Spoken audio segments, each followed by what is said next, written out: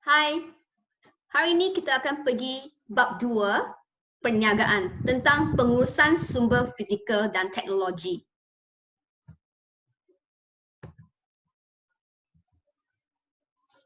So, apakah itu sumber fizikal? Okay, sumber fizikal merupakan aset yang boleh disentuh, boleh nampak. Okay, aset yang berbentuk nyata atau ketara. So, aset tu digunakan untuk menghasilkan barang atau perkhidmatan. Okey, lepas tu tujuan aset digunakan untuk menjana hasil. Contoh aset kilang, mesin, bangunan kemudahan, peralatan teknologi maklumat, bahan mentah, stok dan produk siap. So, apa itu kilang? So, dalam peperiksaan dia mungkin akan tanya apa itu kilang. Apa maksud peralatan teknologi maklumat? Apa maksud bahan mentah? Okay, you have to know at least sekurang-kurang satu kata kunci untuk menerangkan apa itu sumber fizikal. Apa itu contoh sumber fizikal? So, kilang adalah tempat untuk memproses bahan mentah menjadi produk siap. Okay, mesin, bangunan kemudahan, peralatan teknologi. Okay, peralatan teknologi merupakan alat-alat yang membantu untuk menguruskan, mempercepatkan urusan harian.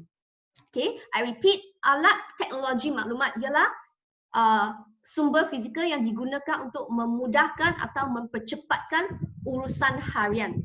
Seperti mesin cetak, okay, mesin fax, itu merupakan peralatan teknologi maklumat. Okay, bahan mentah pula merupakan bahan asas yang digunakan untuk memproses menjadikan produk siap. Okay, stok itu apa? Stok tu merupakan barang akhir atau produk siap yang disimpan dalam mana? Simpan dalam store atau gudang sebelum dijual. Produk siap itu merupakan barang akhir setelah diproses yang dijual di pasaran. Okey, kenapa kita kena belajar pengurusan sumber fizikal dan teknologi? Apa kepentingan dia? So, tujuan kita sebagai pengurus, okey, sebagai ahli perniagaan ialah untuk mengurus sumber fizikal, ialah untuk menjamin sumber fizikal selalu dalam keadaan selamat, berfungsi baik dan boleh diguna bila-bila masa.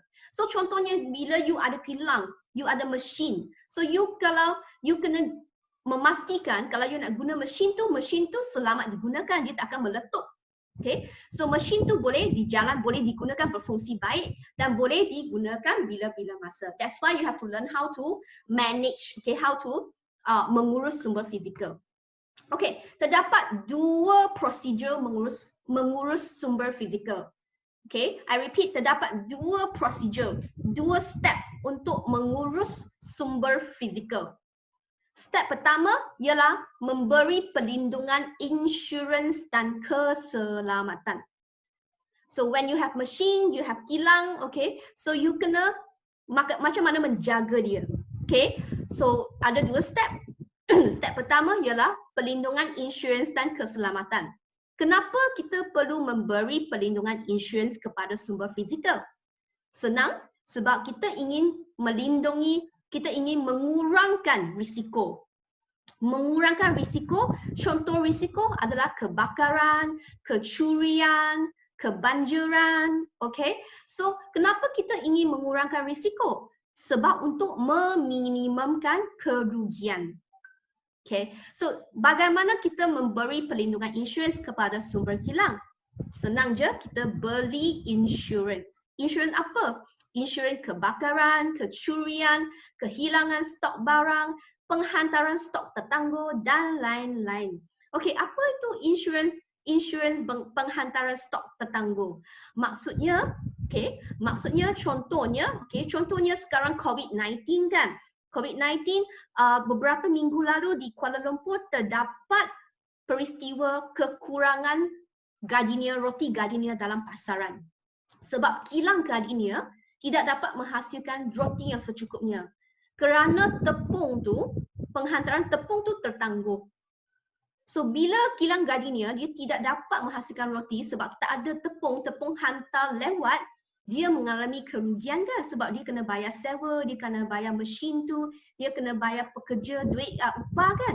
So kalau dia ada beli insurans penghantaran stok tertangguh, dia boleh claim insurans.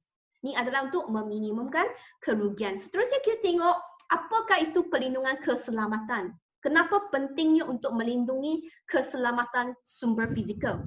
Okey, kilang-kilang, mesin-mesin tu semua, okey, kita mesti memastikan keselamatannya supaya kita mematuhi undang-undang yang ditetapkan oleh kerajaan.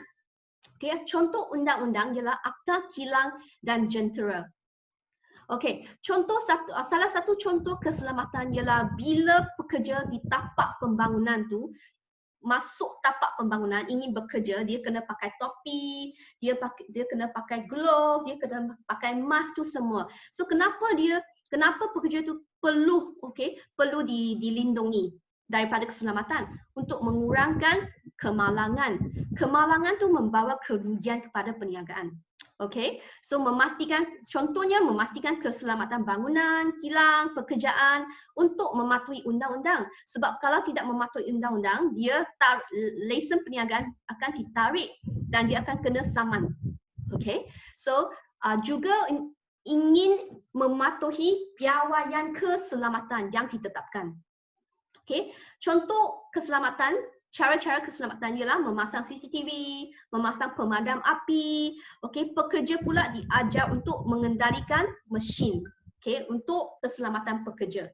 Okey, ini step pertama dalam mengurus sumber fizikal, iaitu perlindungan insurans dan keselamatan. Okey, step kedua ialah penyelenggaraan dan baik pulih secara terancang. Okey, dalam bahasa English tu have to service, okay, service and repair. Okay, so apa maksud penyelenggaraan dan baik pulih secara terancang? Sorry ya, terdapat perkataan spelling yang salah kat sini, okay. So penyelenggaraan dan baik pulih secara terancang ialah gabungan teknikal dan pentadbiran untuk mengekalkan atau memulih sumber fizikal. So repair mesin, service mesin. So terdapat dua jenis penyelenggaraan dan baik pulih, iaitu penyelenggaraan pembaikan, iaitu membaiki atau menggantikan komponen yang rosak. Another one is penyelenggaraan pencegahan. Maksudnya menyediakan jadual pemeriksa dan servis. Okey, senang je. Okey, bila ibu bapa you ada kereta, kan biasa ibu bapa akan hantar kereta pergi serviskan. Walaupun kereta tidak rosak, tiba masanya mungkin setengah tahun, 1 tahun akan pergi serviskan. Kenapa pergi servis? Kenapa pergi servis kereta walaupun tidak rosak?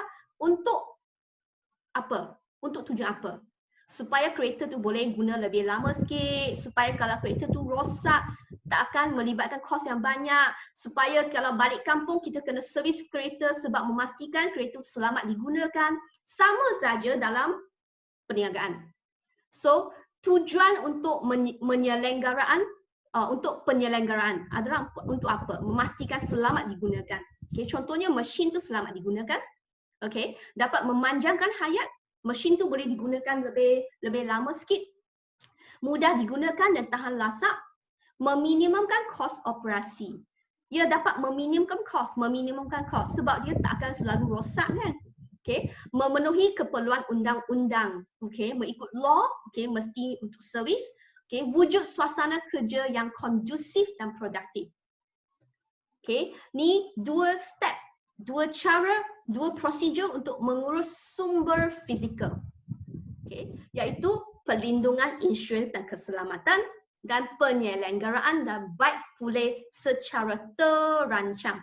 Okay, secara terancang, bukan rosak baru repair, dia ada rancangan. Okay. Seterusnya kita pergi tengok sumber teknologi. Tadi kita belajar tentang sumber fizikal kan. Sekarang ialah sumber teknologi. Okay, terdapat 3 jenis sumber teknologi: harta intelek, lesen perisian dan kemahiran dan pengalaman pekerja. Harta intelek tu seperti patent, okay, seperti copyright, itu harta intelek. So apa itu harta intelek? Ia merupakan hasil daya cipta, daya intelektual seseorang. Maksudnya hari ini kalau saya tulis satu lagu, saya yang cipta lagu tu, itu harta saya. Okay, kenapa kita kena menguruskan sumber teknologi? Kenapa kita perlu menguruskan harta intelek? untuk menjaga kepentingan saya punya hak. Sebab kalau saya cipta lagu tu, saya takut tu lagu tu disalin oleh, ditiru oleh orang lain. Okay, untuk mengelakkan ancaman cetak rompak, barang tiruan dan lain-lain. Sumber teknologi yang kedua ialah lesen perisian. Okay, lesen perisian itu merupakan satu perjanjian bertulis antara pemilik dengan penggunaan perisian. Maksudnya contoh yang paling senang untuk digunakan ialah, okay, bila kita guna laptop kan, kita kena guna Microsoft Word kan, kita guna Excel, kita guna PowerPoint kan. Okay, siapa yang mereka cipta Microsoft Word? Okay, so pemilik tu dia mengizinkan kami untuk guna Microsoft Word kan. So mereka adalah pemilik. So kita adalah pengguna perisian. Kita tidak boleh cincai-cincai simple je copy perisian ni jual kepada orang lain. Sebab tu merupakan hak intelek, merupakan sumber teknologi pemilik tersebut. Okay, kemahiran dan pengalaman juga merupakan sumber teknologi. Sebab pekerja yang mahir dapat memberi kelebihan kepada organisasi. So pekerja yang mahir boleh mengeluarkan barang dan perkhidmatan yang lebih berkualiti, lebih produktif. So that's why ia merupakan sumber teknologi, salah satu sumber teknologi bagi organisasi. Okay, itu saja yang topik hari ini. So next lesson we will go to sumber teknologi. Okay, macam mana menguruskan sumber teknologi. Thank you.